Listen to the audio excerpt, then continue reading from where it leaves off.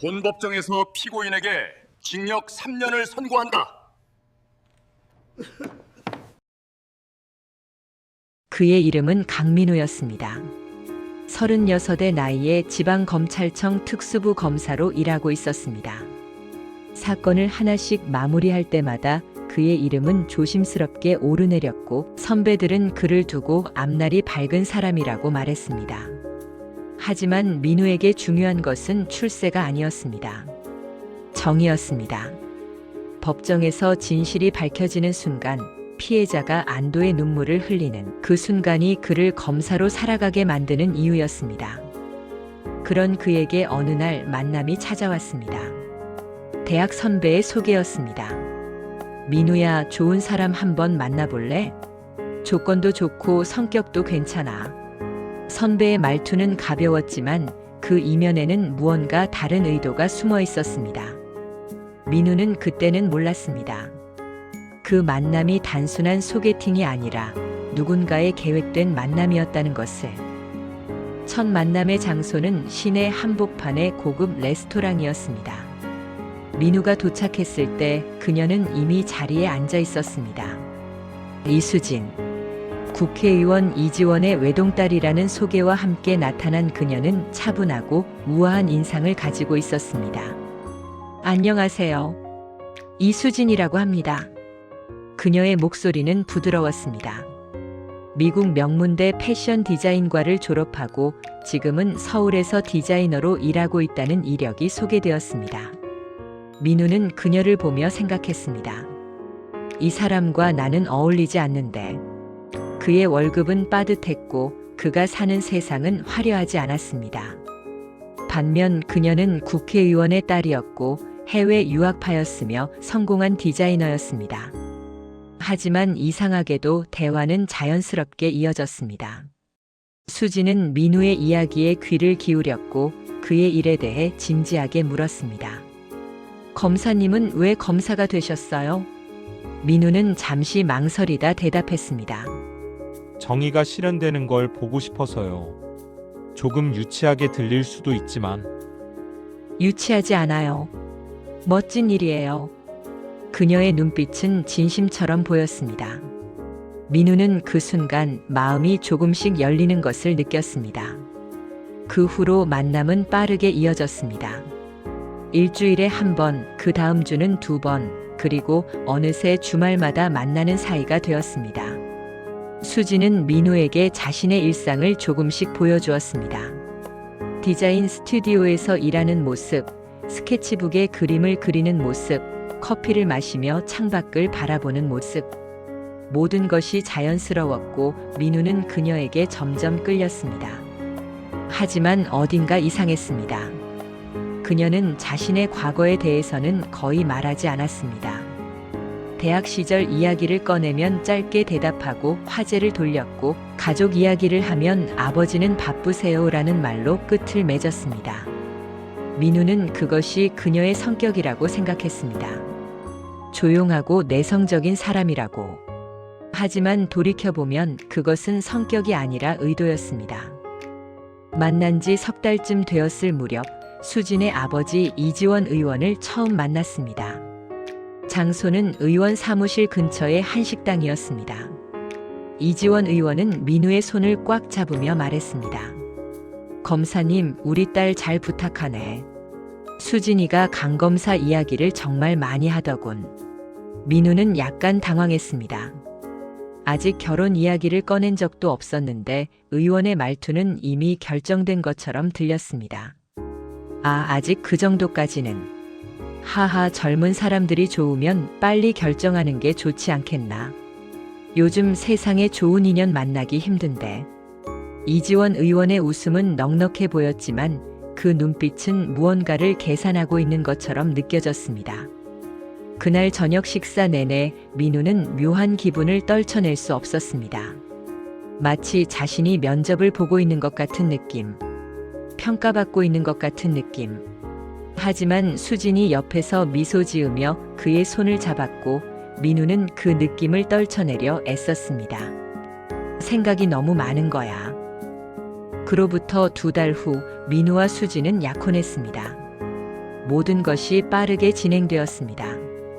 약혼식 날짜가 잡히고 결혼 날짜가 결정되고 예식장과 신혼집이 준비되었습니다. 민우는 그 속도에 조금 놀랐지만 수진이 행복해하는 모습을 보며 안심했습니다. 이렇게 빨리 결정해도 되는 걸까? 민우가 조심스럽게 물었을 때 수진은 고개를 끄덕였습니다. 좋은 사람을 만났는데 왜 기다려야 해요? 저는 확신해요. 그녀의 대답은 확고했습니다. 민우는 그 말을 믿었습니다. 하지만 수진의 눈빛 깊은 곳에 숨겨진 불안과 두려움을 그때의 민우는 알아채지 못했습니다. 결혼식은 성대했습니다. 이지원 의원의 인맥으로 각계각층의 인사들이 참석했고 축하 인파로 예식장은 가득 찼습니다. 민우의 부모님은 조금 어색해했습니다. 평범한 회사원이었던 아버지와 초등학교 교사였던 어머니는 이런 화려한 자리가 낯설었습니다. 하지만 이지원 의원은 그들을 따뜻하게 맞아주었습니다. 사돈어른 좋은 아들 키워주셔서 감사합니다. 우리 수진이가 복 많이 받았습니다. 민우의 어머니는 수진을 보며 말했습니다. 우리 며느리가 오늘 정말 예쁘네요. 우리 민우가 부족한데 잘 부탁드립니다. 수진은 공손하게 인사했습니다. 하지만 그녀의 미소 뒤에는 아무도 알지 못하는 무게가 실려 있었습니다. 신혼여행은 유럽으로 갔습니다. 파리, 로마, 베니스. 아름다운 풍경 속에서 민우와 수진은 행복해 보였습니다. 사진 속 두 사람은 웃고 있었고 손을 잡고 있었으며 서로를 바라보고 있었습니다. 하지만 호텔 방으로 돌아온 밤 수진은 종종 창밖을 바라보며 멍하니 서 있곤 했습니다. 왜 그래? 피곤해? 민우가 물으면 수진은 고개를 저었습니다. 아니에요. 그냥 좀 생각이 많아서요. 무슨 생각? 그냥 이것저것. 더 이상 묻지 않는 것이 배려라고 생각한 민우는 그 침묵을 존중했습니다. 하지만 그 침묵 속에는 수진이 혼자 짊어진 거대한 비밀이 숨어 있었습니다. 신혼집은 서울 강남의 고급 아파트였습니다. 이지원 의원이 마련해준 집이었습니다. 민우는 처음에 부담스러워했지만 의원은 웃으며 말했습니다. 사위가 검사인데 이 정도는 당연하지 않겠나. 우리 수진이도 편하게 살아야지. 민우는 감사하다고 인사했지만 마음 한구석에는 여전히 불편함이 남아 있었습니다. 내가 스스로 마련하지 못한 집. 하지만 수진은 그 집을 꾸미며 행복해했고 민우는 그 모습을 보며 마음을 다잡았습니다. 내가 더 열심히 일해서 보답하면 돼. 결혼 생활은 평온했습니다.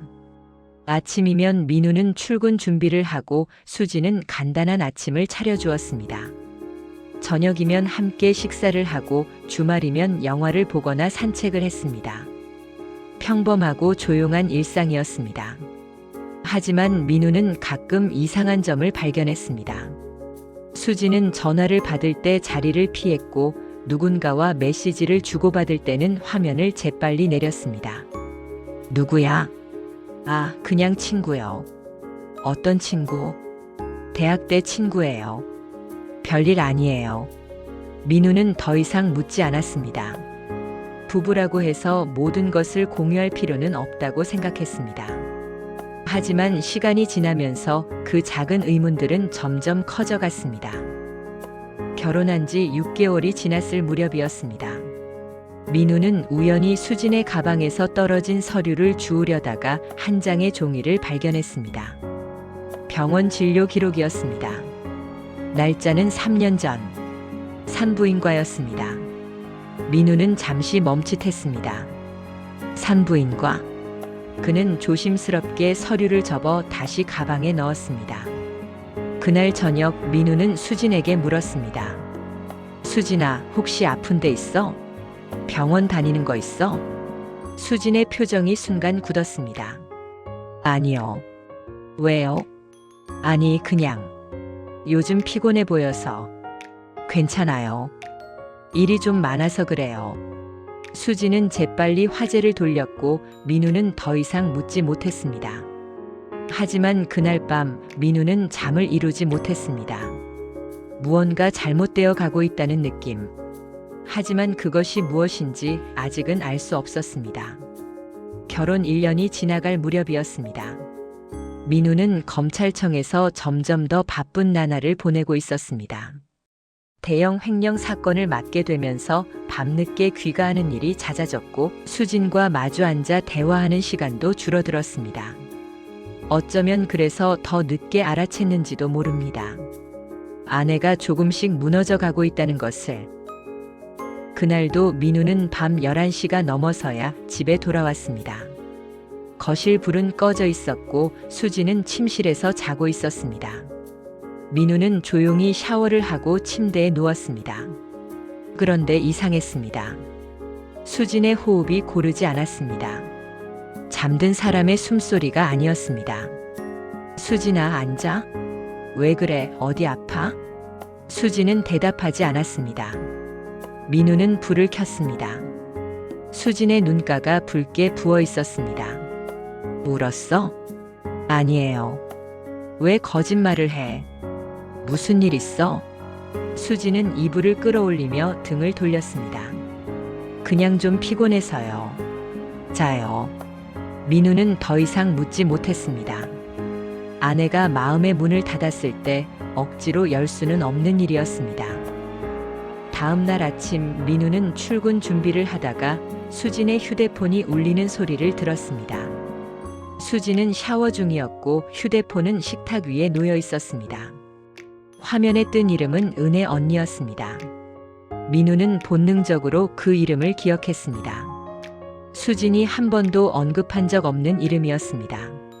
샤워를 마친 수진이 나왔을 때 민우는 조심스럽게 물었습니다. 은혜 언니라는 분한테 전화 왔더라. 누구야? 수진의 손이 잠시 멈췄습니다. 아, 대학 동기요. 처음 듣는 이름인데 별로 안 친해요. 그냥 가끔 연락하는 사이. 그래? 근데 언니라고 부르네. 나이가 좀 많아서요. 수지는 서둘러 휴대폰을 들고 방으로 들어갔습니다. 민우는 그 뒷모습을 바라보며 무언가 잘못되어 가고 있다는 확신을 얻었습니다. 그날 오후 민우는 검찰청 후배 한 명에게 조심스럽게 부탁했습니다. 현우야, 나 좀 이상한 부탁 하나 해도 될까? 형, 무슨 일인데요? 아내 이름으로 학력 조회 좀 해볼 수 있어? 후배 김현우는 잠시 망설이다 물었습니다. 형수님이요? 왜요? 그냥 확인하고 싶은 게 있어서. 현우는 더 이상 묻지 않았습니다. 검사가 자신의 아내 학력을 조회하고 싶다는 것은 이미 무언가 심각한 문제가 있다는 뜻이었습니다. 이틀 후 현우가 조심스럽게 자료를 건넸습니다. 형, 이거 확인해 봤는데요. 민우는 서류를 펼쳤습니다. 그리고 숨이 멎는 것 같았습니다. 수진이 졸업했다고 말한 미국 대학의 졸업자 명단에 이수진이라는 이름은 없었습니다. 입학 기록조차 없었습니다. 혹시 다른 이름으로 등록했을 수도 있잖아. 아니요, 형. 여권 이름으로도 찾아봤는데 없어요. 민우는 서류를 내려놓았습니다. 손이 떨렸습니다. 그리고 형, 이것도 좀 이상한데요. 현우가 또 다른 서류를 꺼냈습니다. 주민등록상 형수님 나이가 형이 알고 계신 거랑 다른 것 같은데요. 민우는 그 숫자를 보고 눈을 감았습니다. 32살. 수지는 자신이 30살이라고 했습니다. 2년의 차이. 작은 거짓말처럼 보였지만 민우에게는 거대한 배신으로 다가왔습니다. 그날 밤 민우는 일찍 퇴근했습니다. 수지는 거실 소파에 앉아 스케치북에 뭔가를 그리고 있었습니다. 수진아, 응? 왜 이렇게 일찍 왔어요? 우리 얘기 좀 하자. 수진의 손이 멈췄습니다. 민우는 소파 맞은편에 앉았습니다. 너 미국 대학 정말 나왔어? 침묵이 흘렀습니다. 긴 침묵이었습니다. 대답 좀 해줘. 졸업했어, 안 했어? 수지는 스케치북을 천천히 닫았습니다. 안 했어요. 입학은? 그것도 안 했어요. 민우는 깊게 숨을 들이쉬었습니다. 나이는? 너 진짜 30살 맞아? 아니에요. 몇 살인데? 32살이요. 민우는 손으로 얼굴을 감쌌습니다. 왜 그런 거짓말을 한 거야? 미안해요. 미안하다고? 미안하다는 말로 되는 게 아니잖아. 민우의 목소리가 커졌습니다. 수지는 고개를 숙인 채 아무 말도 하지 못했습니다. 우리 결혼이 뭐야? 거짓말로 시작한 결혼이야? 그게 아니에요. 그럼 뭔데? 학력도 거짓말, 나이도 거짓말. 도대체 뭐가 진짜야? 수진의 눈에서 눈물이 떨어졌습니다. 하지만 민우는 그 눈물을 봐줄 수 없었습니다. 지금은 분노가 먼저였습니다. 그날 밤 민우는 서재에서 잠을 청했습니다. 잠은 오지 않았습니다. 머릿속으로 지난 1년이 빠르게 지나갔습니다. 처음 만났을 때 수진이 했던 말들. 미국 유학 이야기, 디자이너로 일한다는 이야기, 30살이라는 이야기. 모든 것이 거짓말이었습니다. 그렇다면 사랑도 거짓말이었을까? 민우는 그 생각을 떨쳐낼 수 없었습니다. 다음 날 아침 식탁에는 아무도 앉지 않았습니다. 민우는 출근 준비를 하고 수지는 방에서 나오지 않았습니다. 민우가 현관문을 열려는 순간 수진의 목소리가 들렸습니다. 하나만 말해도 돼요? 민우는 돌아보지 않았습니다. 당신을 속인 건 맞아요. 하지만 당신을 만난 건 거짓이 아니었어요. 그것만은 믿어줬으면 좋겠어요. 민우는 대답하지 않고 문을 닫았습니다. 일주일이 지났습니다. 민우와 수지는 같은 집에 살면서도 서로 대화하지 않았습니다. 아침에 스쳐 지나가고 저녁에 각자의 방으로 들어갔습니다. 차가운 동거였습니다. 그러던 어느 날 민우는 우연히 수진의 오래된 가방을 발견했습니다. 이사 올 때 정리하지 못하고 창고에 넣어둔 가방이었습니다. 민우는 그 가방을 열었습니다. 그리고 그 안에서 한 장의 사진을 발견했습니다. 수진이 아이를 안고 있는 사진이었습니다. 갓난아기. 사진 뒷면에는 날짜가 적혀 있었습니다. 5년 전. 민우의 손이 떨렸습니다. 아이. 그날 저녁 민우는 수진을 마주했습니다. 이게 뭐야? 사진을 내밀었습니다. 수진의 얼굴이 하얗게 질렸습니다. 이 아이가 누구야? 대답해. 수진은 바닥에 주저앉았습니다. 제 아이예요. 민우는 뒤로 물러섰습니다. 뭐? 제 아이예요. 5년 전에 낳은. 지금 무슨 소리 하는 거야? 미안해요. 말하지 못했어요. 민우는 벽에 기댔습니다. 다리에 힘이 풀렸습니다. 아이가 있다고? 그럼 결혼은? 우리 결혼은 뭐야? 미안해요. 미안하다고만 하지 마. 그 아이는 어디 있는데? 입양 보냈어요. 민우는 말을 잃었습니다. 수지는 바닥에 엎드려 울기 시작했습니다. 미안해요, 미안해요. 하지만 민우는 더 이상 그 자리에 서 있을 수 없었습니다. 그는 현관문을 열고 집을 나섰습니다. 민우는 한강 둔치를 걸었습니다. 밤 공기가 차가웠습니다. 하지만 머릿속은 더 차가웠습니다. 학력 거짓말, 나이 거짓말, 그리고 아이. 도대체 자신이 결혼한 사람은 누구인가? 이수진이라는 사람을 자신은 정말 아는가? 민우는 벤치에 앉아 하늘을 올려다보았습니다. 별이 보이지 않았습니다. 도시의 불빛이 별을 가리고 있었습니다. 마치 거짓말이 진실을 가린 것처럼. 며칠 후 민우는 결정했습니다. 이혼하자. 수지는 고개를 끄덕였습니다. 알겠어요. 더 이상 변명도 사과도 없었습니다. 둘은 조정 신청서를 작성했습니다. 이혼 숙려 기간은 3개월이었습니다. 첫 조정 날짜가 잡혔습니다. 서울가정법원 조정실. 차갑고 무미건조한 공간이었습니다. 민우는 일찍 도착해서 복도 의자에 앉아 있었습니다. 조금 뒤 수진이 나타났습니다. 평소처럼 단정한 옷차림이었지만 얼굴은 많이 야위어 있었습니다. 두 사람은 눈을 마주치지 않았습니다. 조정실 안으로 들어갔습니다. 조정위원은 중년의 여성 변호사였습니다. 이혼 사유가 성격 차이로 되어 있는데 구체적으로 말씀해 주시겠어요? 민우가 입을 열려는 순간 수진이 먼저 말했습니다. 제 잘못입니다. 남편을 속였어요. 조정위원이 안경 너머로 수진을 바라봤습니다. 어떤 부분을요? 학력이랑 나이를 거짓으로 말했어요. 그게 전부인가요? 수진은 고개를 숙였습니다. 아니요. 더 있어요. 말씀하시겠어요? 수진은 대답하지 않았습니다. 조정위원은 한참을 기다렸지만 수진은 입을 열지 않았습니다.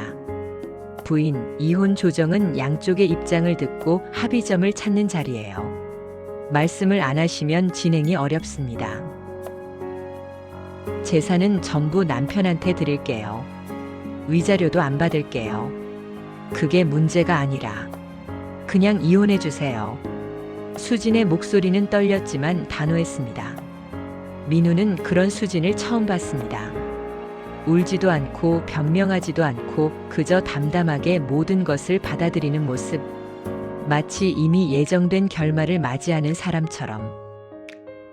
조정은 30분 만에 끝났습니다.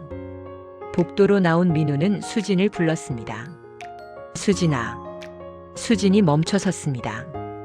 왜 아무 말도 안 해? 할 말이 없어요. 할 말이 없긴. 네가 숨긴 게 얼마나 많은데. 수진은 천천히 고개를 들어 민우를 바라봤습니다. 그 눈빛에는 체념이 가득했습니다. 말해봤자 달라지는 게 없어요. 어차피 이혼할 거잖아요. 그래도 그냥 빨리 끝내요. 그게 서로한테 좋아요. 수진은 그렇게 말하고 돌아섰습니다. 민우는 그 뒷모습을 바라보며 이상한 감정을 느꼈습니다. 분노도 배신감도 아닌 무언가 놓치고 있다는 불안감이었습니다. 이혼 숙려 기간 첫 주가 지나갔습니다. 민우는 혼자 지내는 시간이 많아졌습니다.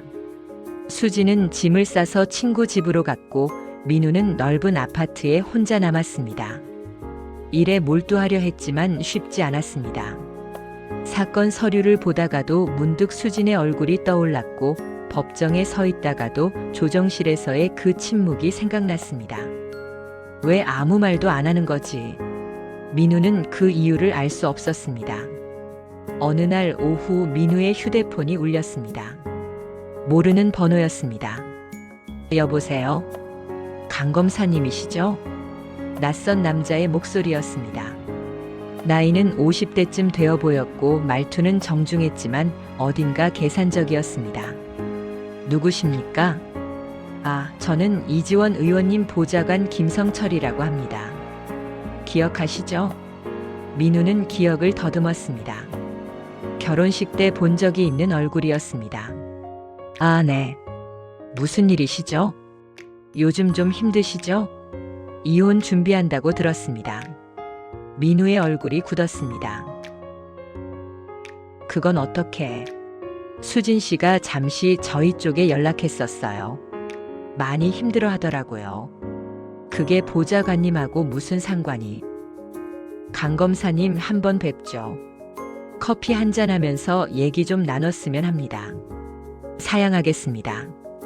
의원님께서도 강 검사님 걱정 많이 하세요. 사돈지간인데 이렇게 끝나는 건 서로 안타깝지 않습니까? 민우는 전화를 끊고 싶었습니다. 하지만 김성철의 다음 말이 그를 멈추게 했습니다. 그리고 강 검사님이 알아야 할 것들도 좀 있고요. 무슨 말씀이신지 전화로는 곤란하고요. 내일 점심때 시간 되시면 연락 주세요. 전화가 끊겼습니다. 민우는 휴대폰을 내려다보며 생각했습니다. 알아야 할 것들. 그날 밤 민우는 잠을 이룰 수 없었습니다. 김성철의 목소리가 계속 맴돌았습니다. 강 검사님이 알아야 할 것들. 그 말이 무엇을 의미하는지 알 것 같으면서도 모르겠었습니다. 새벽 3시 민우는 침대에서 일어나 거실로 나왔습니다. 창밖으로 보이는 서울의 야경은 여전히 밝았습니다. 그는 소파에 앉아 수진과 찍었던 사진들을 꺼내봤습니다. 결혼식 사진, 신혼여행 사진, 평범한 일상의 사진들. 모든 사진 속에서 수진은 웃고 있었습니다. 하지만 지금 돌이켜보면 그 웃음이 진짜였는지 알 수 없었습니다. 너는 대체 누구였니? 다음 날 민우는 결국 김성철에게 전화했습니다. 검사님 오셨습니까? 약속 장소는 여의도의 한 카페였습니다. 김성철은 이미 자리에 앉아 있었습니다. 민우가 맞은편에 앉자 김성철이 커피를 밀어줬습니다. 바쁘신데 시간 내주셔서 감사합니다. 무슨 말씀을 하려고 그러시는지 궁금해서 왔습니다. 김성철은 잠시 커피를 마시다가 입을 열었습니다. 강 검사님, 요즘 마음 많이 복잡하시죠? 이해합니다. 아내가 거짓말을 했다는 걸 알았을 때 그 배신감이란 게 얼마나 큰지. 민우는 대답하지 않았습니다. 김성철이 몸을 앞으로 기울였습니다. 그런데 말이죠, 강 검사님. 수진 씨가 왜 그런 거짓말을 했는지는 생각해 보셨습니까? 그게 무슨... 사람이 거짓말을 하는 데는 이유가 있잖아요. 특히 수진 씨 같은 경우는. 무슨 뜻입니까? 김성철은 잠시 주위를 둘러보더니 목소리를 낮췄습니다. 수진 씨는 어려서부터 참 불쌍한 아이였어요. 의원님이 너무 바쁘셔서 관심을 못 받고 자랐죠. 그게 거짓말의 이유가 됩니까? 그게 아니라 수진 씨에게는 선택권이 없었다는 겁니다. 민우는 김성철을 똑바로 바라봤습니다. 무슨 소리를 하시는 겁니까? 김성철이 한숨을 쉬었습니다. 강 검사님과의 결혼도 사실 수진 씨 본인이 원한 게 아니었어요. 의원님께서 정하신 거였습니다. 강 검사님이 적임자라고. 민우는 자리에서 일어서려 했습니다. 앉으세요, 강 검사님. 아직 할 말이 남았습니다. 김성철의 목소리에 힘이 실렸습니다. 민우는 천천히 다시 앉았습니다. 의원님께서는 강 검사님을 높이 평가하세요. 실력도 있고 앞날도 밝고. 그게 무슨 상관입니까? 그래서 강 검사님이 우리 쪽 사람이 되면 좋겠다고 생각하시는 겁니다. 순간 이 만남의 의도를 민우는 이해했습니다. 저한테 회유하려고 시키신 겁니까? 김성철은 부인하지 않았습니다. 회유라는 단어는 좀 그렇고요. 제안이죠. 강 검사님도 아시잖아요. 검찰에서 살아남으려면 든든한 뒷배가 필요하다는 거. 사양하겠습니다. 민우는 자리에서 일어섰습니다. 김성철이 말했습니다. 강 검사님, 이혼하면 아무것도 안 남습니다. 하지만 수진 씨랑 계속 함께 하시면 그만하십시오. 민우는 카페를 나왔습니다. 카페 밖으로 나온 민우는 깊게 숨을 들이쉬었습니다. 손이 떨렸습니다. 분노 때문이 아니었습니다. 두려움 때문이었습니다. 결혼이 계획된 거였다고? 내가 선택된 거였다고? 민우는 걸으며 생각했습니다. 수진과의 첫 만남이 우연이 아니었다면, 그 빠른 결혼이 사랑 때문이 아니었다면, 모든 것이 누군가의 계획이었다면, 그렇다면 자신은 도대체 무엇이었나? 그날 저녁 민우는 대학 후배 김현우를 불렀습니다. 형, 갑자기 왜 그래요? 현우야, 나 부탁 하나만 더 할게. 무슨 부탁인데요? 민우는 잠시 망설이다 말했습니다. 이지원 의원에 대해서 좀 알아봐 줄 수 있어? 현우의 표정이 굳었습니다. 형, 그거 위험한 일인데. 알아. 그래도 알아야 할 것 같아. 무슨 일 있어요? 민우는 김성철과의 만남을 간단히 설명했습니다. 현우는 한참을 듣더니 고개를 끄덕였습니다. 알겠어요. 조심스럽게 알아볼게요. 고마워. 근데 형, 진짜 괜찮아요? 국회의원 뒷조사는. 괜찮아. 나도 검사야. 민우는 그렇게 말했지만 사실 괜찮지 않았습니다. 자신이 지금 무엇을 시작하고 있는지, 그리고 이것이 어디로 이어질지 알 수 없었습니다. 밤늦게 집으로 돌아온 민우는 거실 불을 켰습니다. 텅 빈 집이었습니다. 수진이 떠나고 나니 이 집은 더 이상 집 같지 않았습니다. 민우는 소파에 앉아 천장을 바라봤습니다. 수진아, 너도 피해자였던 건가? 아니면 너도 같은 편이었던 건가? 알 수 없었습니다. 하지만 한 가지는 확실했습니다. 이 결혼은 처음부터 잘못되어 있었다는 것. 그리고 그 잘못의 끝을 보기 전까지는 민우는 멈출 수 없었습니다. 일주일이 지났습니다. 민우는 김현우의 연락을 기다리며 불안한 나날을 보냈습니다. 법정에 서 있을 때도 사건 서류를 검토할 때도 머릿속은 온통 이지원 의원 생각뿐이었습니다. 내가 지금 뭘 하고 있는 건가? 장인을 조사한다는 것. 아무리 이혼 직전이라고 해도 이것은 명백히 선을 넘는 행위였습니다. 하지만 멈출 수 없었습니다. 진실을 알아야 했습니다. 그날 오후 현우에게서 문자가 왔습니다. 형, 오늘 저녁 시간 돼요? 만나서 얘기할게요. 민우는 즉시 답장을 보냈습니다. 어디서 볼까? 형 사무실 근처 조용한 술집으로 갈게요. 저녁 7시 민우는 검찰청 뒷골목의 작은 술집에서 현우를 기다렸습니다. 평소 검사들이 잘 찾지 않는 곳이었습니다. 현우가 들어왔습니다. 얼굴이 어두웠습니다. 형, 앉아. 뭐 마실래? 소주 주세요. 민우가 소주 한 병을 시켰습니다. 현우는 가방에서 서류 봉투를 꺼냈습니다. 형, 이거 보기 전에 한 가지만 말할게요. 뭔데? 이거 보고 나면 형은 돌아갈 수 없을 거예요. 민우는 잠시 망설였습니다. 하지만 이미 늦었습니다. 괜찮아. 보여줘.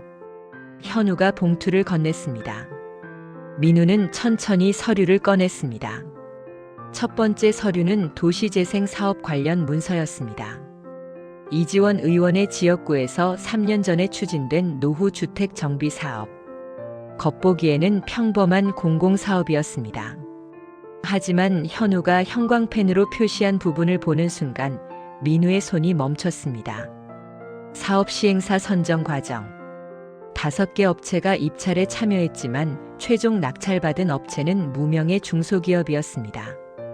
그것도 심사 점수가 가장 낮았던 업체였습니다. 이게 뭐야? 계속 보세요. 두 번째 서류는 그 시행사의 법인 등기부 등본이었습니다. 대표이사의 이름 옆에 현우가 메모를 남겨놓았습니다. 이지원 의원 대학 동기. 30년 지기. 민우는 숨을 들이쉬었습니다. 그리고 이것도요. 세 번째 서류는 금융거래 내역이었습니다. 차명 계좌. 사업 낙찰 직후 그 시행사에서 이지원 의원의 보좌관 명의 계좌로 거액이 이체된 기록이었습니다. 여러 차례에 걸쳐 나눠서 총액은 5억 원이 넘었습니다. 이걸 어떻게 구한 거야? 형, 그건 묻지 마세요. 저도 선 넘은 거 알아요. 민우는 서류를 내려놓았습니다. 머리가 어지러웠습니다. 확실한 거야? 100% 확실하다고는 못해요. 하지만 정황이 아니라 확증이 필요해. 그건 형이 판단하셔야죠. 저는 그냥 찾아온 것만 드린 거예요. 민우는 소주잔을 들었습니다. 한 잔을 단숨에 비웠습니다. 더 있어? 현우는 고개를 끄덕였습니다.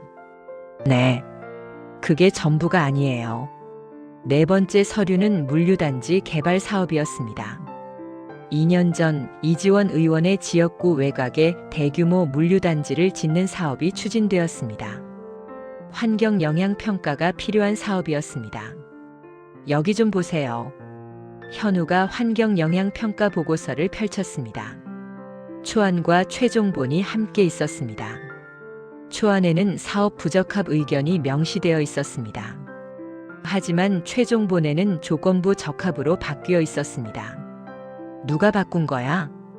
그게 평가기관 담당자가 갑자기 바뀌었어요. 그리고 그 담당자 계좌로 현우가 또 다른 거래 내역을 보여줬습니다. 2천만 원. 평가서가 수정된 직후에 입금된 돈이었습니다. 출처는 추적이 안 돼요. 다단계 차명 계좌를 거쳤어요. 하지만 마지막 계좌 개설 장소가 이지원 의원 사무실 근처 은행이에요. 민우는 눈을 감았습니다. 이게 우연일 리 없다. 다섯 번째 서류는 장학재단이었습니다. 미래인재 장학재단. 이지원 의원이 10년 전에 설립한 공익재단이었습니다. 매년 수억 원의 기부금을 모아서 지역 학생들에게 장학금을 준다는 취지였습니다. 이건 또 뭐야? 이게 제일 심각해요. 현우가 재단의 지출 내역을 펼쳤습니다. 장학금으로 나간 돈은 전체 기부금의 30%에 불과했습니다. 나머지 70%는 운영비, 사업비, 기타로 분류되어 있었습니다. 운영비가 이렇게 많을 수가 없잖아. 그래서 더 파봤어요. 현우가 또 다른 서류를 꺼냈습니다. 재단에서 계약한 업체들의 목록이었습니다. 사무실 임대, 홍보물 제작, 행사 대행. 모든 업체가 페이퍼 컴퍼니였습니다. 실체가 없는 회사들. 이 돈들이 다 어디로 간 거야? 추적이 안 돼요. 하지만 패턴을 보면 현우가 표를 보여줬습니다. 재단에서 돈이 나갈 때마다 며칠 뒤 이지원 의원 측근들의 계좌로 비슷한 금액이 들어왔습니다. 직접적인 연결은 아니었지만 시기와 금액이 너무나 일치했습니다. 이건 자금 세탁이잖아. 네, 그렇게 보입니다. 민우는 서류를 모두 내려놓았습니다. 숨을 쉬기가 힘들었습니다. 현우야, 이거 혹시... 형, 제 말 들어요. 이거 공식적으로 수사하면 형한테도 불똥 튈 거예요. 알아. 그리고 형수님은요? 민우는 대답하지 못했습니다. 수진. 그녀는 이 모든 걸 알고 있었을까? 아니면 피해자였을까?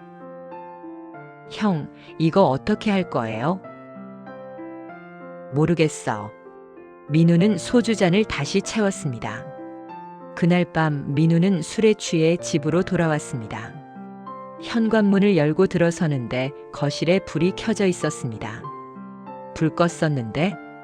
민우는 조심스럽게 안으로 들어갔습니다. 그리고 소파에 앉아 있는 사람을 보고 멈췄습니다. 수진이었습니다. 왜 여기 있어? 짐 좀 더 가져가려고요. 전화하지 그랬어.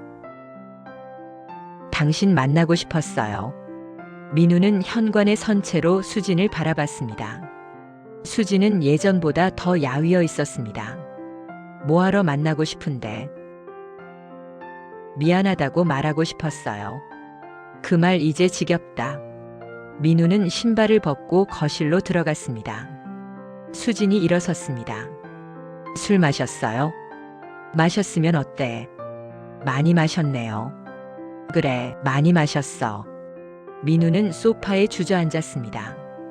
수진이 부엌으로 가서 물을 따라왔습니다. 물 좀 드세요. 민우는 물을 받았습니다. 그리고 수진을 똑바로 바라봤습니다. 너 아버지 뭐 하는 사람인지 알아? 수진의 손이 떨렸습니다. 무슨 말이에요? 국회의원이 전부야? 그게 다야? 대답 좀 해봐. 민우의 목소리가 커졌습니다. 수진은 뒤로 물러섰습니다. 당신이 뭘 알고 싶은 건데요? 전부 다. 왜 우리가 결혼했는지, 왜 이렇게 급하게 진행됐는지, 내가 뭐 때문에 선택된 건지. 수지는 바닥에 주저앉았습니다. 당신한테 말해봤자 믿지도 않을 거면서. 말해봐. 들어볼게. 말하라고. 수진이 고개를 들었습니다. 눈에는 눈물이 가득했습니다. 당신이 검사여서요. 뭐? 아버지가 당신이 검사라서 좋다고 했어요. 민우는 숨이 멎는 것 같았습니다. 계속 말해. 아버지한테는 당신 같은 사람이 필요했어요. 깨끗하고 정의롭고 의심받지 않는 사람. 왜? 수지는 얼굴을 손으로 가렸습니다. 지킬 게 많아서요. 지킬 게? 뭘 지키는데? 비밀이요. 더러운 비밀들. 민우는 자리에서 일어났습니다. 그래서 날 이용한 거야? 검사 사위 하나 만들어서 든든한 방패 삼으려고. 아니에요, 저는. 너는 뭐야? 수진이 울먹였습니다. 저는 선택권이 없었어요. 무슨 소리야? 아버지가 무서웠어요. 어려서부터 쭉. 아버지 말을 거역하면 어떻게 되는지 너무 잘 알았어요. 민우는 수진 앞에 쪼그리고 앉았습니다. 그래서 날 속인 거야? 거짓말로 결혼한 거야? 미안해요.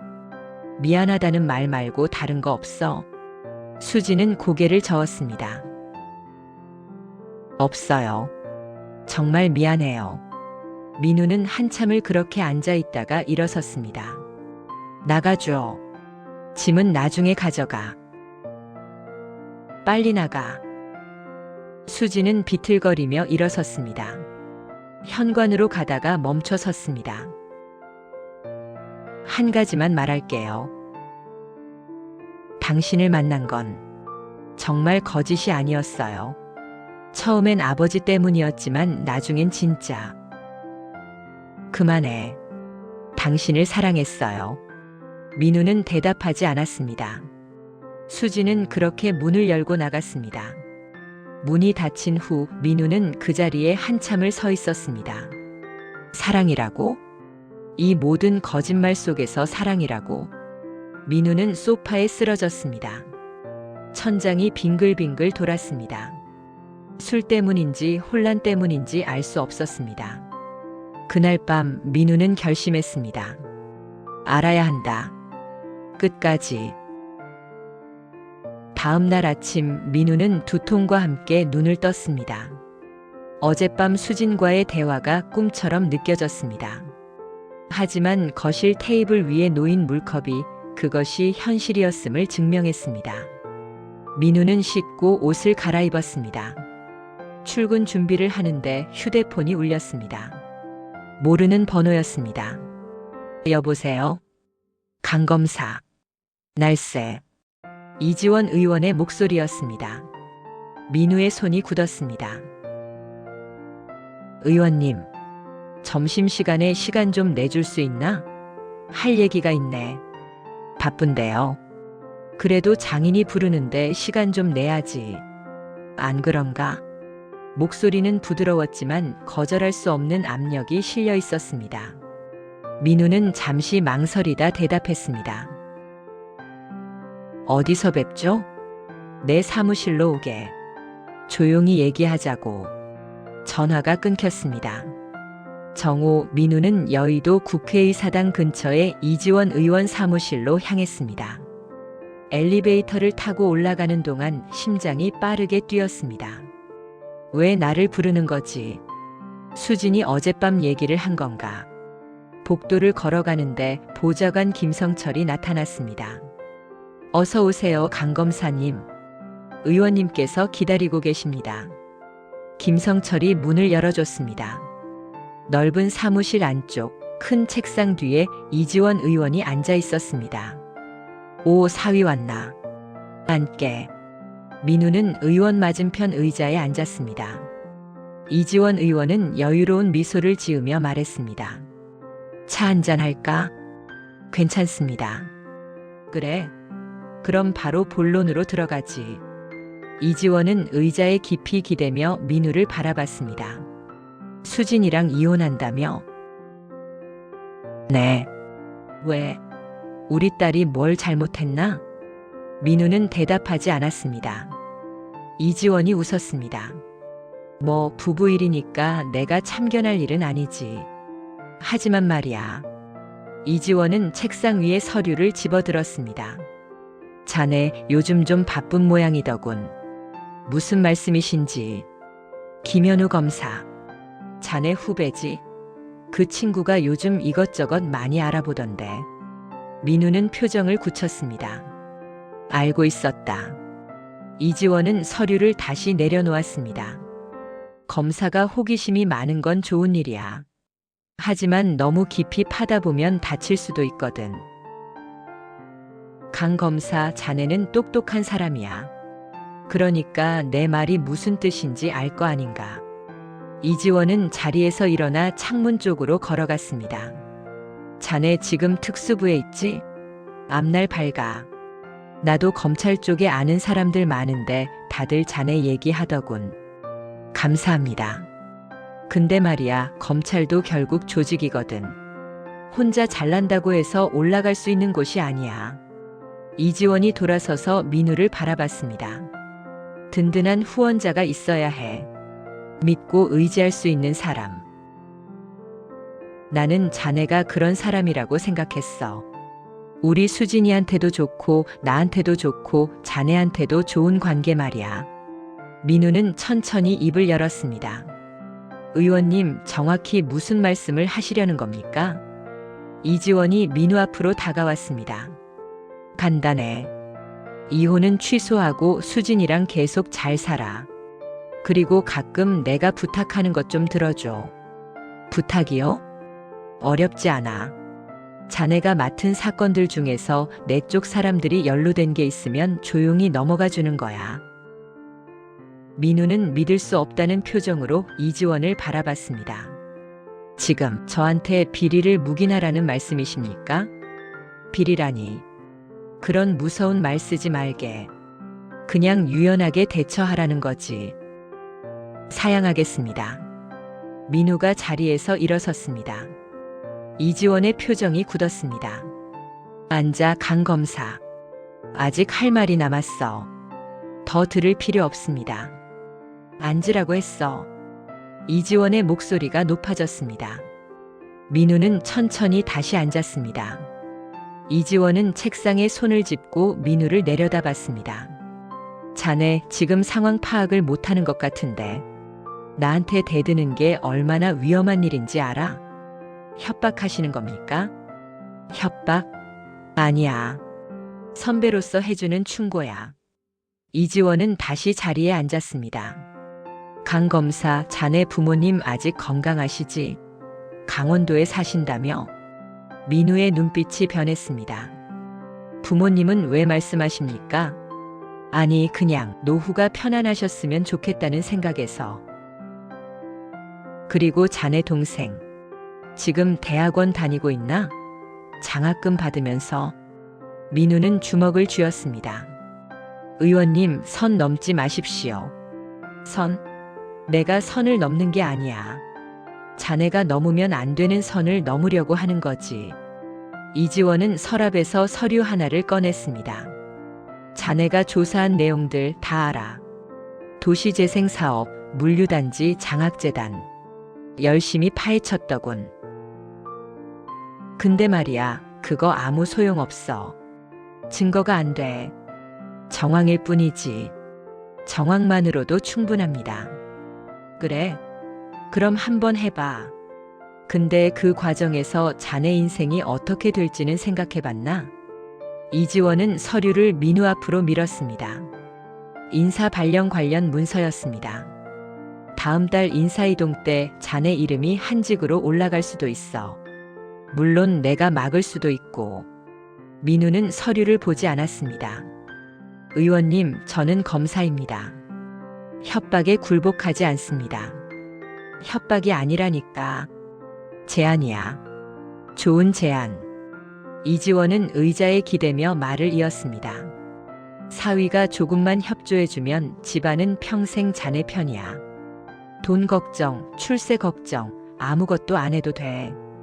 검사장까지도 내가 밀어줄 수 있어.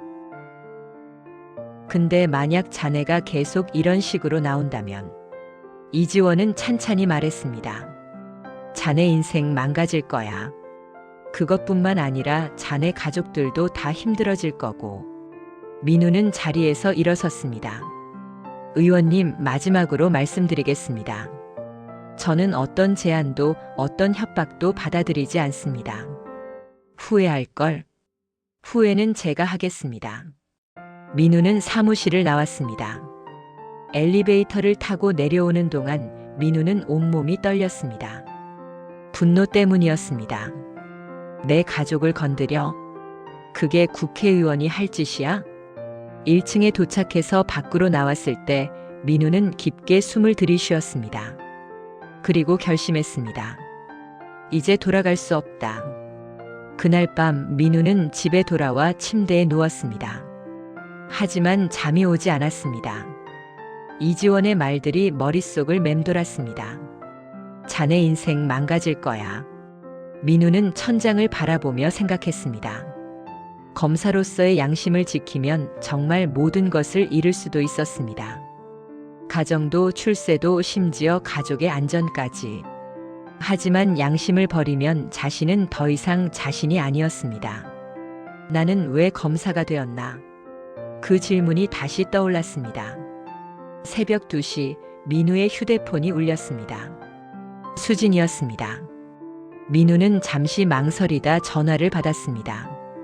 왜? 오늘 아버지 만났죠? 어떻게 알아? 아버지가 전화했어요. 당신이 협조 안 한다고. 민우는 대답하지 않았습니다. 수진의 목소리가 떨렸습니다. 당신 위험해요. 알아. 정말로 아버지한테 대항할 생각이에요? 그게 내일이야. 수진이 한참 침묵하다가 말했습니다. 내일 만날 수 있어요? 왜? 할 얘기가 있어요. 중요한 얘기. 무슨 얘기인데? 전화로는 못해요. 꼭 만나야 해요. 민우는 잠시 생각하다가 대답했습니다. 내일 저녁 7시 한강공원으로 나와. 알겠어요. 전화가 끊겼습니다. 다음 날 저녁 민우는 한강공원 벤치에 앉아 수진을 기다렸습니다. 해가 지고 있었습니다. 강물이 붉게 물들었습니다. 조금 뒤 수진이 나타났습니다. 민우는 일어나지 않았습니다. 수진이 옆에 앉았습니다. 둘 사이로 침묵이 흘렀습니다. 한참 후 수진이 입을 열었습니다. 처음부터 다 얘기할게요. 왜 우리가 결혼했는지, 왜 내가 거짓말했는지 전부. 민우는 수진을 바라봤습니다. 수진은 강물을 바라보며 말을 이었습니다. 저는 어려서부터 아버지가 무서웠어요. 아버지는 집에서도 밖에서도 항상 완벽해야 했어요. 그리고 저도 완벽해야 했고요. 수진의 목소리가 떨렸습니다. 대학교 2학년 때 사람을 잘못 만났어요. 나쁜 사람이었어요.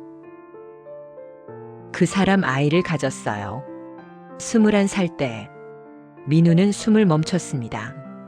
아버지는 미친 듯이 화를 냈어요. 국회의원 딸이 미혼모가 되면 어떻게 하느냐고. 그래서 아이를 낳았어요. 하지만 입양 보냈어요.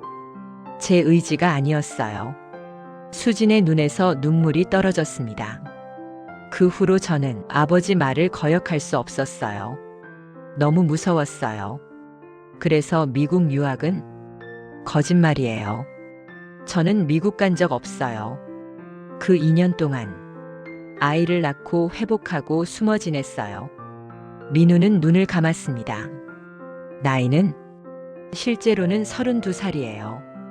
아버지가 호적을 조작했어요. 더 젊어 보이게. 왜 나랑 결혼한 거야? 수지는 민우를 바라봤습니다. 3년 전부터 아버지가 문제에 휘말리기 시작했어요. 돈 문제, 비리 문제. 그때 아버지가 말했어요. 검사 사위 하나 있으면 든든할 거라고. 민우의 주먹이 쥐어졌습니다. 그래서 날 고른 거야? 아버지가 고른 거예요. 저는 당신을 만나기 전까지 얼굴도 몰랐어요. 처음부터 계획된 만남이었다는 거지. 수지는 고개를 끄덕였습니다. 대학 선배가 소개해줬다고 했잖아요. 그 선배도 아버지가 부탁한 거였어요. 민우는 벤치 등받이에 머리를 기댔습니다. 하늘이 어두워지고 있었습니다. 그럼 사랑도 거짓말이었네. 아니에요. 수진이 민우의 손을 잡았습니다. 처음엔 맞아요.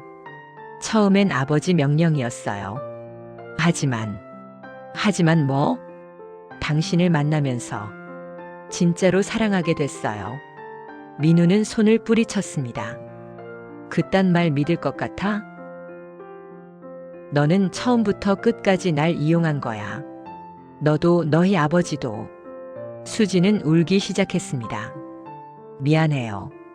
정말 미안해요. 민우는 자리에서 일어섰습니다. 이제 더 할 얘기 없지? 있어요. 수진이 민우의 팔을 붙잡았습니다. 도와줄게요. 아버지 잡는 거. 민우는 돌아섰습니다. 증거. 제가 줄게요. 무슨 증거? 수지는 가방에서 USB를 꺼냈습니다. 녹취 파일이요. 아버지가 보좌관들이랑 통화한 거. 민우는 USB를 바라봤습니다. 이게 뭔데? 돈 받은 얘기, 비리 얘기 다 들어있어요. 3년치. 너 지금 뭐 하는 거야? 아버지를 고발하는 거예요. 수진의 눈은 단호했습니다. 더 이상 아버지 뜻대로 살고 싶지 않아요. 그리고 당신이 위험해지는 것도 보고 싶지 않아요. 민우는 USB를 받았습니다. 손이 떨렸습니다.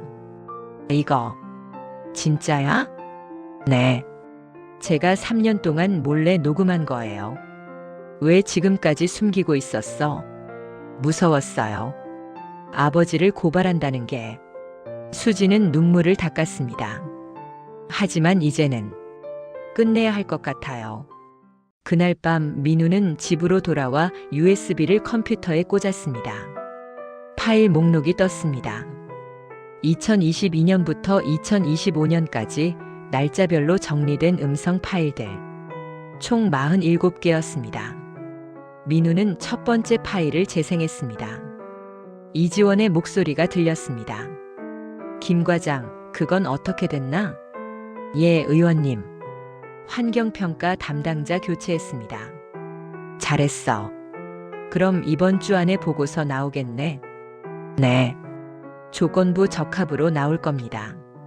좋아. 그 친구한테 2천 챙겨줘. 계좌는 알지? 네, 의원님. 민우는 파일을 멈췄습니다. 손이 떨렸습니다. 이건 결정적이야. 두 번째 파일을 재생했습니다. 보좌관, 장학재단 쪽 처리는 됐나? 예, 의원님. 이번 분기 운영비 명목으로 3억 빠졌습니다. 받을 사람들한테 다 전달됐고, 네. 차명 계좌로 분산해서 넣었습니다. 흔적 남는 거 없지? 걱정 마십시오. 깨끗합니다. 민우는 다음 파일로 넘어갔습니다. 세 번째, 네 번째, 다섯 번째. 모든 파일이 동일했습니다. 비리를 지시하는 이지원의 목소리. 받는 보좌관들의 확인. 구체적인 금액과 방법. 이건 완벽한 증거야. 민우는 15번째 파일까지 들었습니다. 그리고 멈췄습니다. 더 이상 들을 수 없었습니다. 민우는 의자의 기대 천장을 바라봤습니다. 머릿속이 복잡했습니다. 이 증거를 제출하면 이지원은 끝입니다. 구속은 물론이고 의원직 박탈, 정치 생명 종말. 하지만 동시에 수진도 끝입니다. 아버지를 고발한 딸. 세상은 그녀를 용서하지 않을 것입니다. 그래도 해야 하나. 정의를 위해서 민우는 눈을 감았습니다. 다음 날 아침 민우는 검찰청에 출근하지 않았습니다. 대신 김현우에게 전화했습니다. 형, 왜 안 나와요? 현우야, 오늘 휴가 쓸 거야. 그리고 너한테 줄 게 있어. 뭔데요? 만나서 얘기하자. 점심때 우리 집으로 와. 알겠어요. 전화를 끊은 민우는 소파에 앉아 USB를 바라봤습니다. 작은 물건이었습니다. 하지만 그 안에는 한 사람의 인생을 무너뜨릴 폭탄이 들어 있었습니다. 정오, 현우가 민우의 집에 도착했습니다. 형, 무슨 일이에요? 얼굴이 안 좋은데. 앉아. 민우는 USB를 현우에게 건넸습니다. 이게 뭔데요? 들어봐. 현우는 노트북에 USB를 꽂고 파일을 재생했습니다. 5분쯤 지났을 때 현우의 얼굴이 굳었습니다. 형, 이거 진짜예요? 진짜야. 어디서 구한 거예요? 형수한테 받았어. 현우는 민우를 바라봤습니다. 형수님이요? 왜요? 자기 아버지 잡으라고. 현우는 말을 잃었습니다. 형, 이거 결정적인 증거인데요. 알아. 이거 제출하면 이지원 의원 끝이에요. 알아. 근데 왜 이렇게 힘들어 보여요? 민우는 창밖을 바라봤습니다. 현우야, 나 지금 뭘 하려는 건지 모르겠어. 무슨 말이에요? 정의를 위해서 장인을 고발한다. 맞는 일이야. 검사로서 당연한 일이고. 근데 그러면 수지는 어떻게 되는 거야? 아버지를 고발한 딸로 평생 살아야 해. 현우는 조용히 들었습니다. 그리고 나도 장인을 감옥에 보낸 사위가 되는 거잖아. 형, 그건 이혼한다고 해도 마찬가지야. 세상 사람들은 다 알 거 아냐. 나 때문에 장인이 감옥 갔다고. 민우는 손으로 얼굴을 감쌌습니다. 정의가 뭔지 모르겠어. 이게 정의야, 복수야? 현우는 한참을 침묵하다가 입을 열었습니다. 형, 제가 뭐라 말씀드리긴 어렵지만 형은 검사잖아요. 검사가 증거를 보고도 모른 척하면 그게 더 큰 죄 아닐까요? 민우는 현우를 바라봤습니다. 근데 형수님은요? 형수님도 피해자예요. 아버지한테 평생 억눌려 살았던. 알아. 그래서 더 힘든 거야. 현우가 말했습니다. 형수님은 이 USB 건넨 순간 이미 선택한 거예요. 형수님도 알았을 거예요. 이게 어떤 의미인지. 그래도 준 거잖아요. 민우는 고개를 숙였습니다. 그럼 나는 어떻게 해야 돼? 형이 평생 후회하지 않을 선택을 하세요. 현우는 자리에서 일어났습니다. 저는 형이 어떤 결정을 내리든 따를게요. 근데 빨리 결정하세요. 시간이 별로 없어요. 무슨 말이야? 이지원 의원 쪽에서 움직이고 있어요. 형 인사이동 건도 그렇고. 현우는 말을 멈췄습니다. 뭔데? 형 부모님 계신 강원도 쪽에 국세청 세무조사 들어간대요. 민우는 눈을 번쩍 떴습니다. 뭐? 형 아버지 퇴직금 문제로. 물론 아무 문제 없겠지만 괜히 힘들게 할 수는 있잖아요. 민우의 얼굴이 굳었습니다. 형, 이지원 의원은 진짜로 형을 망가뜨리려고 해요. 가만히 있으면 안 돼요. 현우가 떠난 후 민우는 부모님께 전화했습니다. 아버지. 응, 민우야. 무슨 일이냐? 아버지, 혹시 국세청에서 연락 왔어요? 그걸 어떻게 알았니? 오늘 아침에 전화 왔더라. 퇴직금 관련해서 자료 좀 제출하래. 민우는 이를 악물었습니다. 아버지, 걱정 마세요. 제가 처리할게요. 무슨 문제라도 있니? 아니에요. 그냥 착오일 거예요. 그래? 근데 너 목소리가 왜 그러니? 괜찮아요. 아버지, 어머니 건강 잘 챙기시고요. 전화를 끄는 민우는 벽에 주먹을 쳤습니다. 그날 오후 민우의 휴대폰이 울렸습니다. 또 모르는 번호였습니다. 여보세요? 강 검사님, 저 김성철입니다. 당신이 왜? 의원님께서 궁금해 하시더라고요. 강 검사님이 무슨 생각을 하고 계신지. 따님분 만나셨죠? 어제. 민우는 몸이 굳었습니다. 그것도 알아? 의원님이 모르는 게 없으세요. 수진 씨가 뭘 줬는지도 대충 짐작하시고요. 강 검사님, 마지막으로 한 번만 더 말씀드립니다. 돌이킬 수 없는 선을 넘기 전에 멈추세요. 협박입니까? 충고입니다. 진심으로. 김성철의 목소리가 낮아졌습니다. 수진 씨도 생각하세요. 아버지 고발하는 딸이 되면 그 아이 인생 끝이에요. 그건 제가 판단할 일입니다. 그리고 강 검사님 가족들도요. 부모님, 동생분, 다들 힘들어질 거예요. 민우는 전화를 끊어버렸습니다. 밤이 되었습니다. 민우는 소파에 앉아 술을 마셨습니다. 머릿속이 복잡했습니다. 정의를 선택하면 가족이 위험해집니다. 수진도 평생 상처를 안고 살아야 합니다. 하지만 포기하면 자신은 더 이상 검사가 아니었습니다. 양심을 판 사람이었습니다. 어떻게 해야 하지? 현관 벨이 울렸습니다. 민우는 비틀거리며 문을 열었습니다. 수진이 서 있었습니다. 왜 왔어? USB. 들어봤어요? 들었어. 그럼. 아직 결정 못했어. 수진은 안으로 들어왔습니다. 민우가 문을 닫았습니다. 수진아, 넌 정말 괜찮은 거야? 뭐가요? 아버지 고발하는 거 후회 안 해? 수진은 잠시 망설이다 대답했습니다. 후회해요. 그럼 왜 준 거야? 후회하지만 해야 할 일이잖아요. 수진은 민우를 바라봤습니다. 저는 평생 아버지한테 끌려다녔어요. 내 인생이 없었어요. 이제는 내가 선택하고 싶어요. 설령 그게 힘든 길이어도. 민우는 소파에 주저앉았습니다. 수진이 옆에 앉았습니다. 당신이 고발 안 해도 돼요. 뭐? 제가 할게요.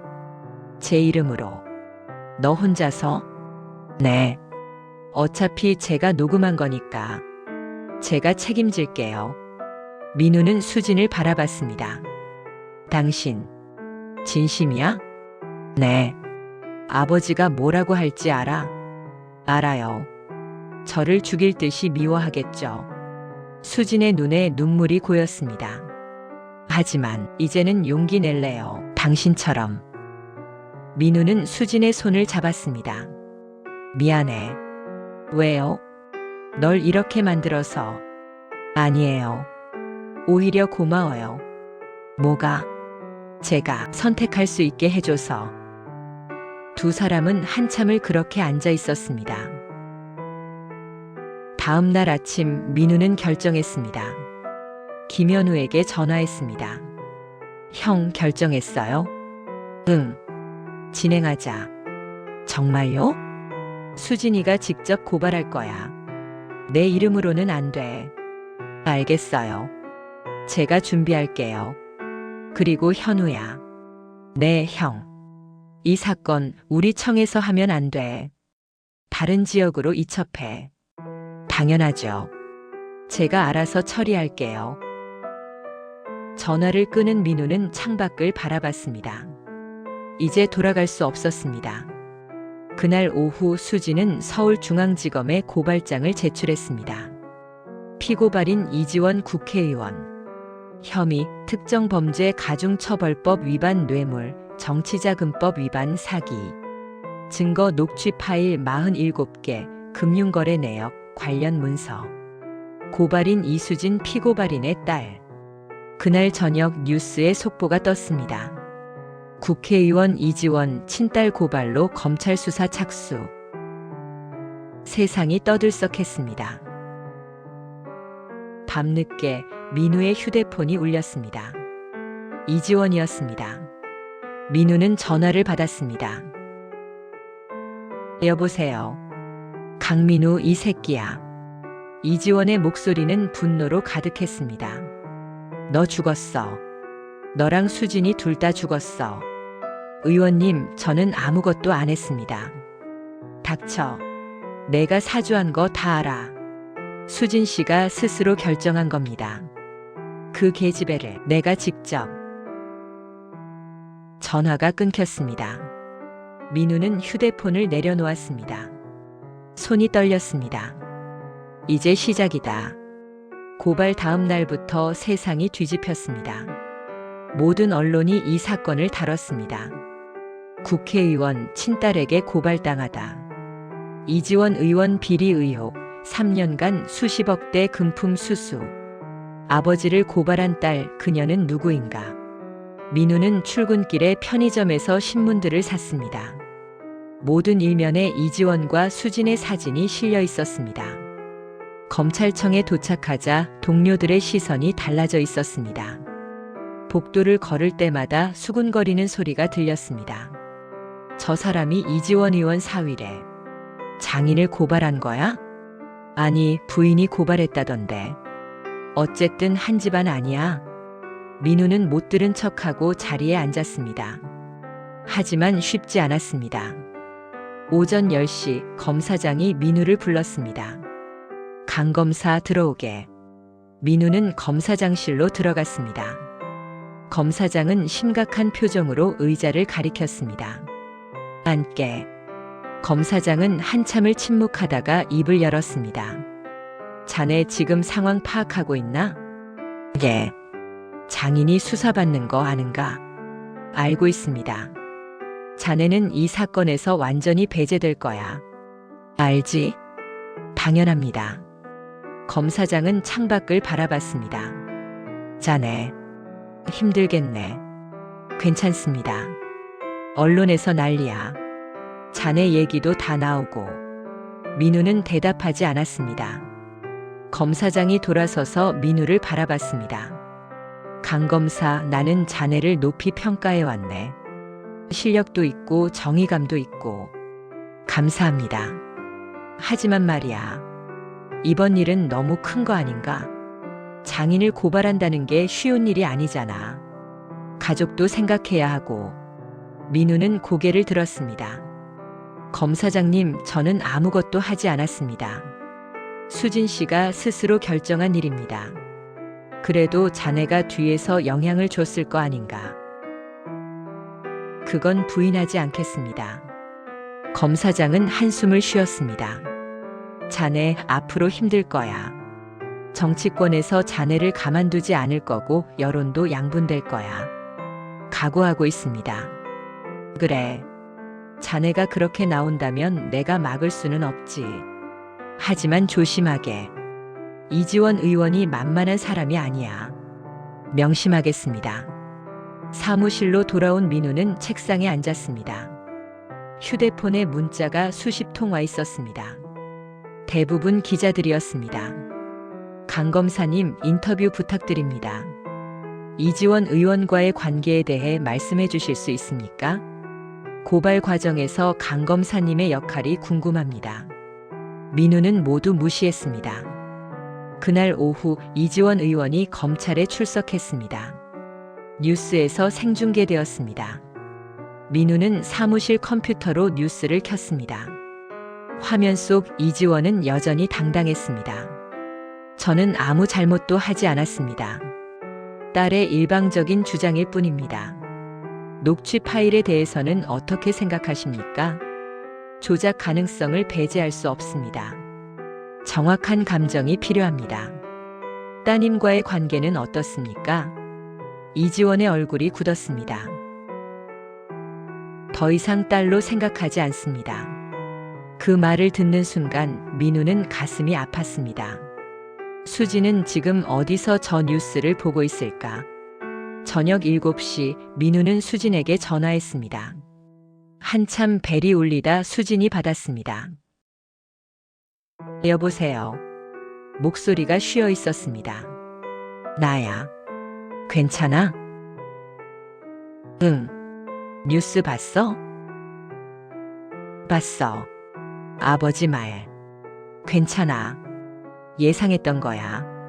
하지만 수진의 목소리는 떨리고 있었습니다. 지금 어디야? 친구 집에 있어. 혼자 있으면 안 돼. 내가 갈게. 아니, 괜찮아. 당신도 힘들잖아요. 주소 보내. 지금 갈게. 알겠어요. 민우는 수진이 있는 친구 집으로 향했습니다. 강남의 한 오피스텔이었습니다. 벨을 누르자 수진이 문을 열어줬습니다. 얼굴이 퉁퉁 부어 있었습니다. 들어와. 민우는 안으로 들어갔습니다.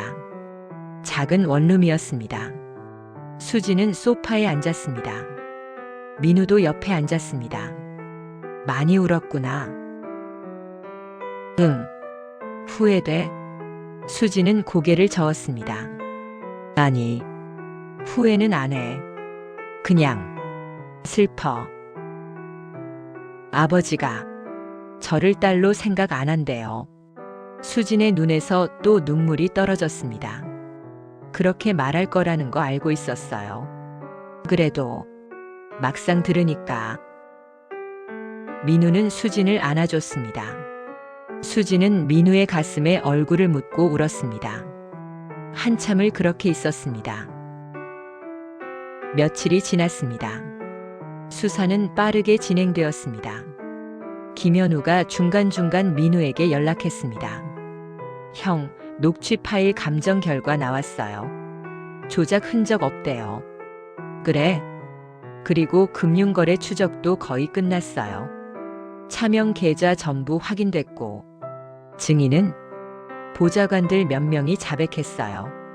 더 이상 버틸 수 없대요. 이지원 쪽 반응은 변호인단 꾸려서 강하게 나올 거래요.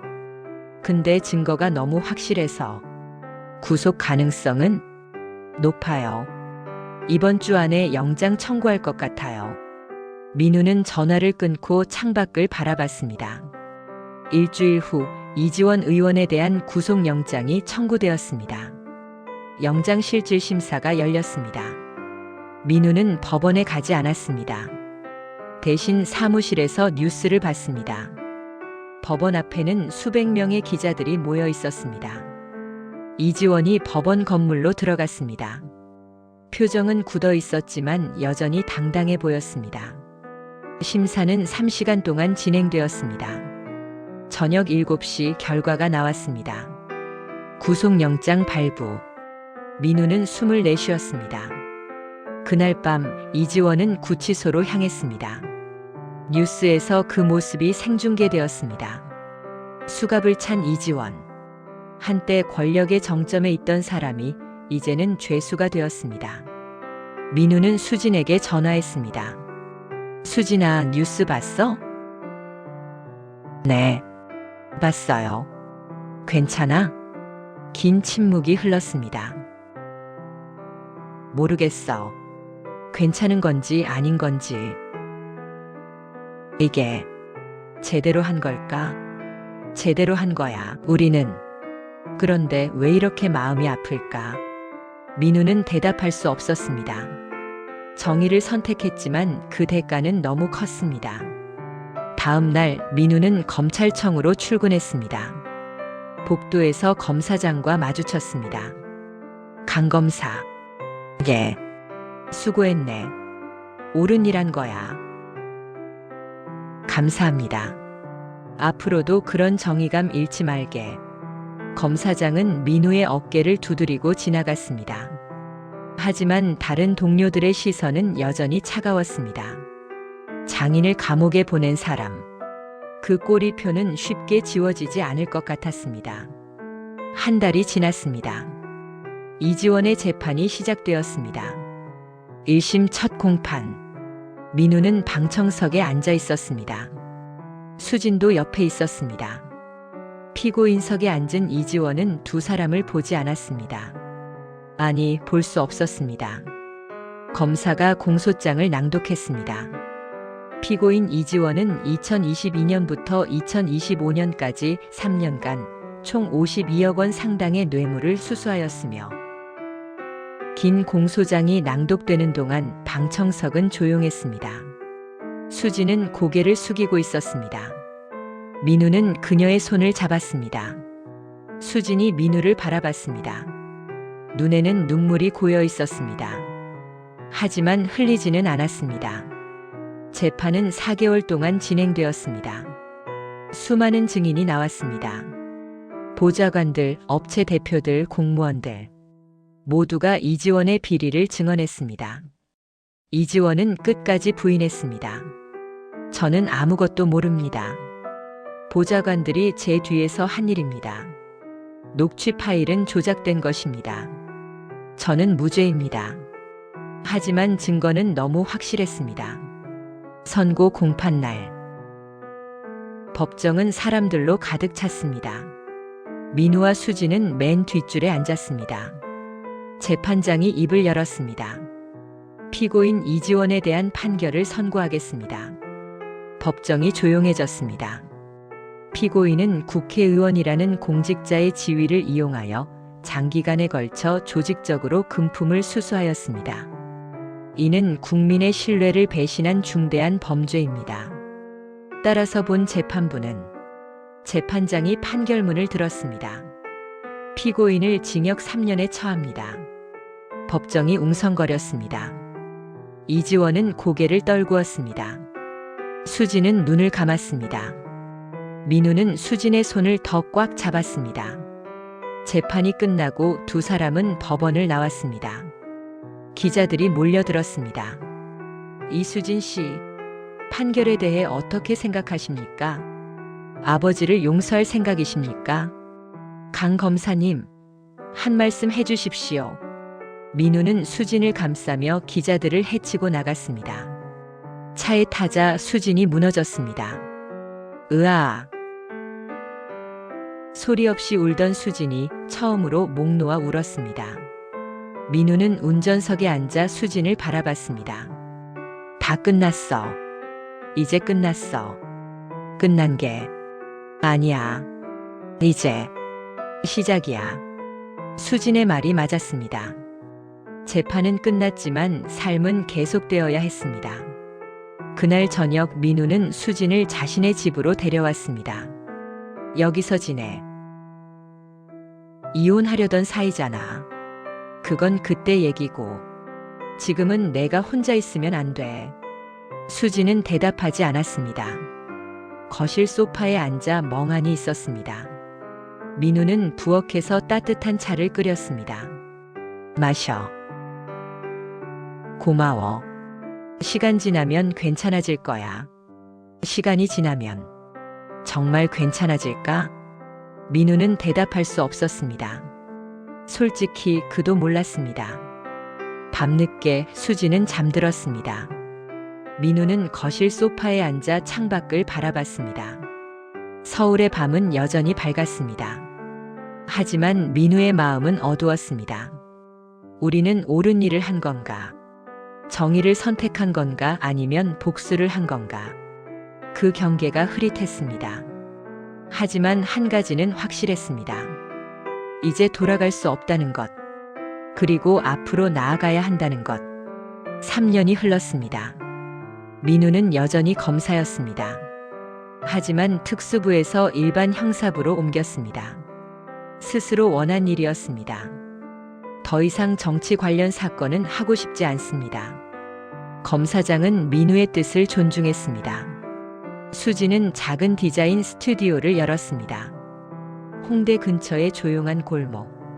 수진 아틀리에라는 간판을 달았습니다. 처음에는 손님이 별로 없었습니다. 이지원 의원 딸 아니에요? 아버지 고발한 그 사람. 사람들의 시선은 여전히 차가웠습니다. 하지만 수지는 견뎠습니다. 매일 아침 스튜디오 문을 열고 저녁에 닫았습니다. 그리고 조금씩, 아주 조금씩 그녀의 작품을 알아봐주는 사람들이 생겼습니다. 민우와 수지는 이혼하지 않았습니다. 아니, 정확히는 이혼 절차를 중단했습니다. 우리 어떻게 할까? 모르겠어. 그냥 천천히 생각하자. 두 사람은 함께 살지도 따로 살지도 않는 애매한 관계로 지냈습니다.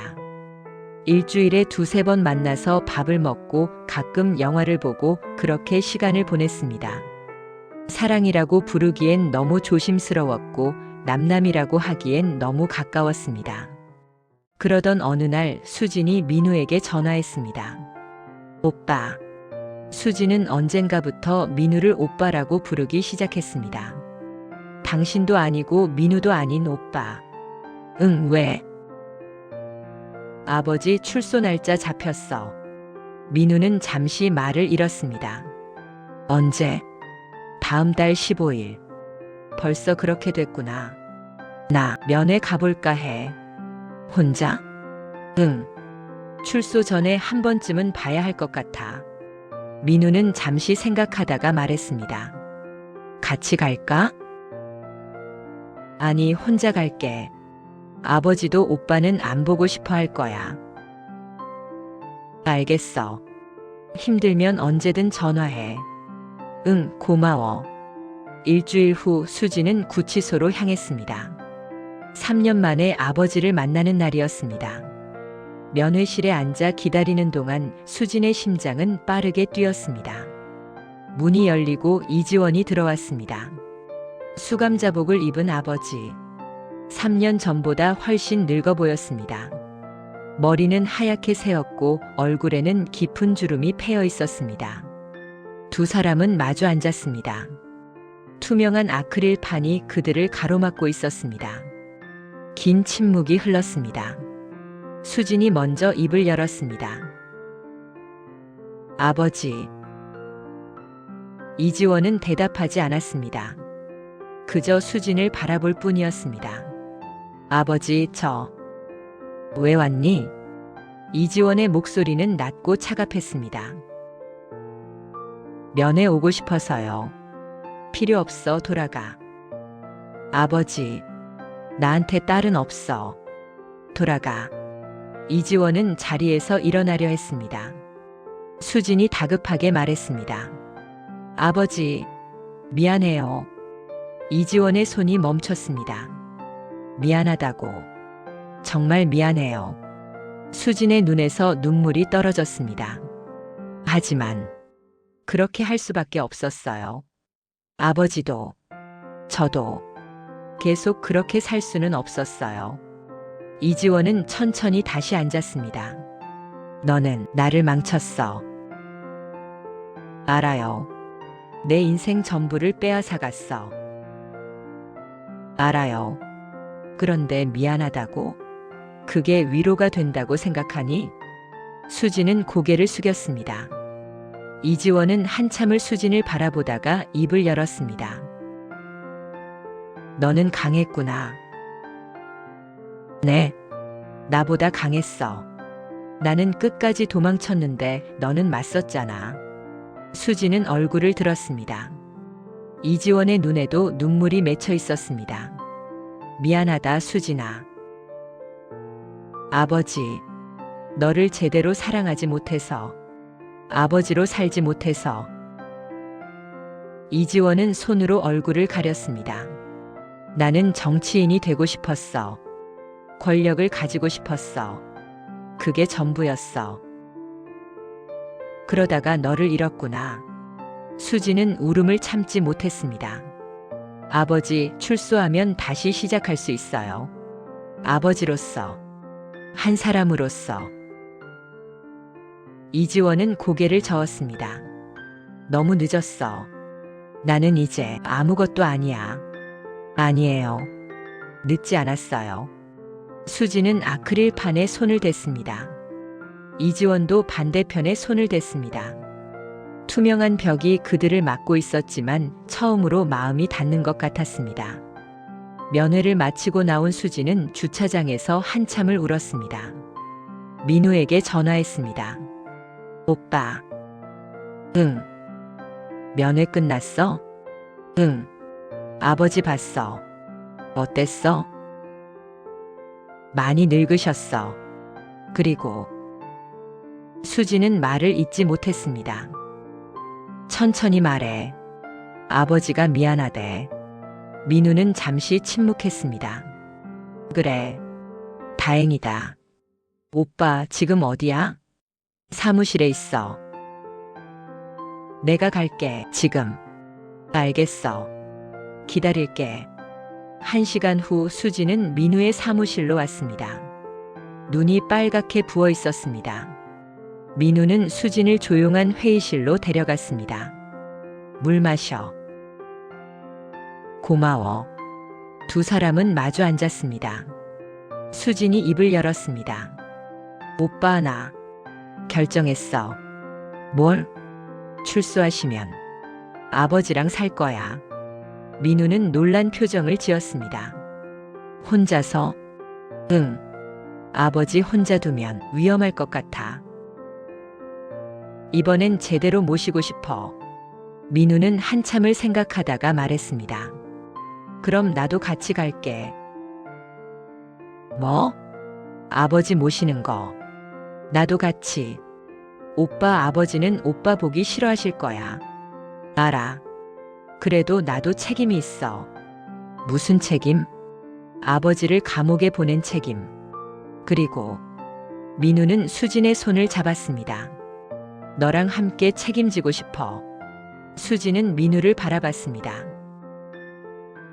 우리 진짜 다시 시작하는 거야? 응, 이번엔 제대로. 거짓말 없이? 거짓말 없이. 수진은 웃었습니다.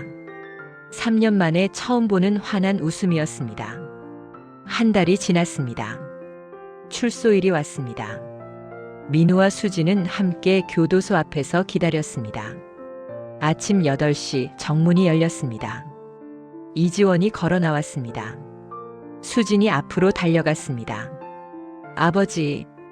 이지원은 수진을 보고 멈춰 섰습니다. 왔구나. 내 아버지. 이지원은 그 뒤에 서 있는 민우를 보았습니다. 표정이 굳었습니다.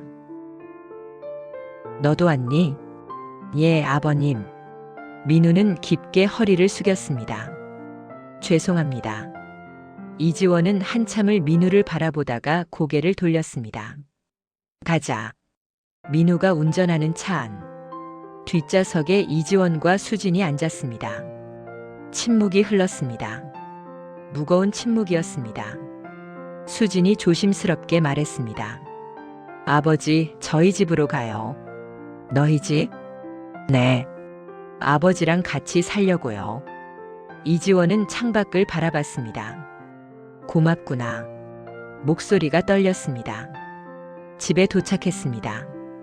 넓지는 않지만 아늑한 빌라였습니다. 수진이 아버지 방을 안내했습니다. 여기서 주무세요. 제가 미리 준비해뒀어요. 방 안에는 깨끗한 침대와 옷장, 책상이 놓여 있었습니다. 이지원은 방을 둘러보다가 침대에 앉았습니다. 정말 고맙다, 수진아. 당연한 거예요, 아버지. 이지원은 손으로 얼굴을 감쌌습니다. 그리고 울기 시작했습니다. 미안하다. 정말 미안하다. 수지는 아버지 옆에 앉아 등을 토닥였습니다. 민우는 문 밖에서 그 모습을 지켜봤습니다. 저녁이 되었습니다. 수진이 식탁을 차렸습니다. 간단한 저녁이었지만 정성스럽게 준비한 음식들이었습니다. 세 사람이 식탁에 앉았습니다. 이상한 광경이었습니다. 한때 권력의 정점에 있던 국회의원, 그를 감옥에 보낸 검사 사위, 그리고 아버지를 고발한 딸, 세 사람이 한 식탁에 앉아 있었습니다. 수진이 말했습니다. 식사하세요. 이지원은 수저를 들었습니다. 떨리는 손으로 밥을 한 숟가락 떠서 입에 넣었습니다. 그리고 눈물을 흘렸습니다. 맛있구나. 오랜만에 집밥 먹어보네. 민우도 젓가락을 들었습니다. 맛있습니다. 이지원은 민우를 바라봤습니다. 강 검사. 예. 미안하네. 자네한테도. 민우는 고개를 저었습니다. 아닙니다. 내가 자네를 이용하려 했어. 사위로서가 아니라 도구로. 용서를 구할 생각은 없네. 다만 후회는 하고 있어. 민우는 젓가락을 내려놓았습니다. 아버님, 저도 후회합니다. 다른 방법이 있었을까 지금도 생각해요. 다른 방법은 없었네. 자네는 옳았어. 이지원은 수진을 바라봤습니다. 너희 둘 다 옳았어. 나만 틀렸지. 수진이 아버지의 손을 잡았습니다. 아버지, 이제 그만해요. 다 지난 일이에요. 그래, 지난 일이지. 세 사람은 침묵 속에서 식사를 마쳤습니다. 며칠이 지났습니다. 이지원은 조용히 지냈습니다. 아침에 일어나서 산책하고 낮에는 책을 읽고 저녁에는 수진과 민우를 기다렸습니다. 어느 날 저녁 이지원이 민우를 불렀습니다. 강 검사 잠깐 얘기 좀 하세. 예. 두 사람은 거실 소파에 앉았습니다. 이지원이 입을 열었습니다. 자네, 수진이를 사랑하나? 갑작스러운 질문이었습니다. 민우는 잠시 망설이다 대답했습니다. 예. 언제부터? 모르겠습니다. 어느 순간부터. 이지원은 고개를 끄덕였습니다. 그렇겠지. 사랑이란 게 원래 그렇지. 수진이도 자네를 사랑해. 나는 알아. 민우는 고개를 들었습니다. 그러니 이번엔 제대로 해주게. 예. 거짓말 없이, 계산 없이, 그냥 두 사람으로. 민우는 고개를 숙였습니다. 명심하겠습니다. 이지원은 민우의 어깨를 두드렸습니다.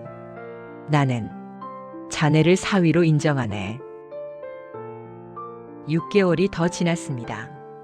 민우와 수진은 다시 결혼식을 올렸습니다. 작은 결혼식이었습니다. 양가 부모님과 가까운 친구들만 초대했습니다. 화려하지도 성대하지도 않았습니다. 하지만 진심이 담긴 결혼식이었습니다. 이지원은 딸의 손을 잡고 걸었습니다. 버질로드를 함께 걸으며 이지원이 속삭였습니다. 수진아, 행복해라. 내 아버지. 이번엔 진짜 사랑으로. 네. 이지원은 수진의 손을 민우에게 건넸습니다. 부탁하네. 감사합니다, 아버님. 민우는 수진의 손을 잡았습니다. 두 사람은 서로를 바라봤습니다. 이번엔 거짓이 없었습니다. 계산도 없었습니다. 그저 사랑만 있었습니다. 결혼식이 끝난 후 민우와 수진은 한강을 걸었습니다. 3년 전 그들이 USB를 주고받았던 그곳. 오빠, 우리 정말 결혼했네. 응. 이번엔 제대로. 처음부터 이랬으면 좋았을까? 민우는 고개를 저었습니다. 아니, 이 과정이 있었기에 우리가 여기 있는 거야. 그렇겠지? 힘들었지만 후회는 안 해. 나도. 수진은 민우의 팔을 꼈습니다. 오빠 고마워. 뭐가? 함께 해줘서. 끝까지. 민우는 수진의 머리에 입을 맞췄습니다. 나야말로 고마워. 그로부터 1년 후 민우와 수진에게 아이가 태어났습니다. 딸이었습니다. 이름 뭐로 지을까? 희망이는 어때? 희망이? 응. 우리의 새로운 시작이니까. 민우는 고개를 끄덕였습니다. 좋아. 강희망. 아기를 안고 있던 이지원이 웃었습니다. 희망이. 좋은 이름이구나. 수진이 아버지를 바라봤습니다. 아버지 건강하셔야 해요. 희망이 키우는 것도 도와주셔야죠. 그래. 그러마. 이지원은 아기를 내려다봤습니다. 작고 여린 생명. 그 아이에게는 거짓도 계산도 비리도 없었습니다. 그저 순수한 시작만 있었습니다. 희망아. 할아버지가 지켜줄게. 결혼은 사랑으로 시작하지 않을 수도 있습니다. 때로는 계산으로, 때로는 거짓으로 시작되기도 합니다. 하지만 중요한 것은 시작이 아니라 과정입니다. 그 과정에서 진실을 선택하느냐, 거짓을 유지하느냐, 양심을 지키느냐, 포기하느냐. 민우와 수지는 가장 힘든 길을 선택했습니다. 아버지를 고발하고 장인을 감옥에 보냈습니다. 그 과정에서 많은 것을 잃었습니다. 하지만 더 중요한 것을 얻었습니다. 진실, 그리고 진짜 사랑. 거짓으로 시작된 결혼이 양심을 선택한 순간 진정한 삶이 되었습니다. 민우는 검사로서가 아니라 남편으로서, 아버지로서 남았습니다. 수지는 국회의원의 딸이 아니라 한 사람으로서, 어머니로서 살아갔습니다. 그리고 이지원은 정치인이 아니라 할아버지로서, 그저 한 사람으로서 여생을 보냈습니다. 그들의 선택을 후회하지 않았습니다. 힘들었지만 옳았습니다. 그리고 그 선택이 희망이라는 이름의 새로운 시작을 가져다 주었습니다. 이 시나리오는 드라마적 설정을 바탕으로 재구성된 픽션입니다. 구독과 좋아요 눌러주시고 공감 댓글 남겨주시면 감사하겠습니다.